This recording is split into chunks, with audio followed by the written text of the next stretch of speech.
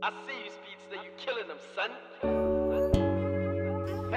Hi, my name is DJ Speedsta. I am, first of all, a DJ, club DJ, DJ as a whole. I'm on the radio and radio personality as well as a music producer as well as a TV personality. Literally about to release a new EP. I don't know when this is coming out, so probably by the time it comes out, the EP will be out. That's basically like me saying, okay, that's a wrap for 2018. So it's I'm dropping an 8-song EP together with a brand new music video, together with merchandise for the song and the EP, as well as launching my website. So that's all happening in the next, say, 2 to 3 weeks. So by end of November, that would have all happened, and that's basically 2018 wrapped up for in terms of DJ Speedsta. The only thing that I'm after in my life used to be sour. Look how it came on. I've always tried to create stuff that was really me, that represented me and like how I feel, how I look, how I behave, etc. Which happens to be like trap soul. But then what happens?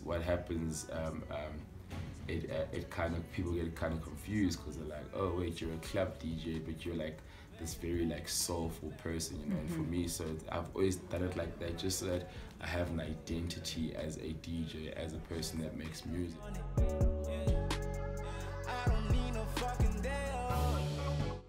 I wouldn't say I conquered. I go to a shrink. You're not a. I don't know how to explain it. Like people need to understand that you're a human being. Of course you're gonna crash. Like I was saying, our life is crazy. Like there's there's nobody that lives like a life like rock stars, like musicians. Musicians and DJs live a really hectic life. So what happens to a lot of artists and a lot of people in entertainment is that you're number one for 4, 5 years, 6, 7 years, and then suddenly you're nowhere to be seen. Of course you're gonna be depressed. Do you know what I mean? So it's like, you see, those are like things that people don't understand as well.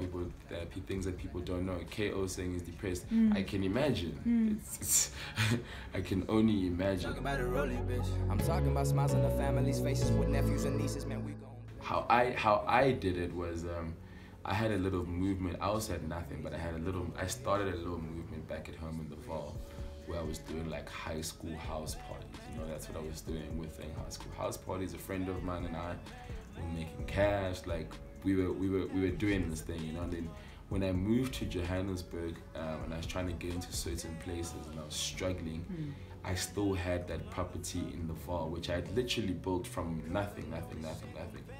And what I then did was I realized, okay, so I need to find a way in here. So I would book the Joburg guys to come over to my fall gigs, you know, and in return, I was hoping for them to book me for the Joburg gigs and vice versa, and build relationships, etc., to a point where I stopped doing those Val events because now I was fully booked. Like I had no more time. I didn't have time to be organizing events, and I had to like focus on DJing 100%. So what I'm trying to say about that story is that like I literally had nothing, and sometimes when people are closing the doors, you gotta look around you and say, okay, cool, what can I use? There's a couch, there's a mic, there's a person. What can we do with this?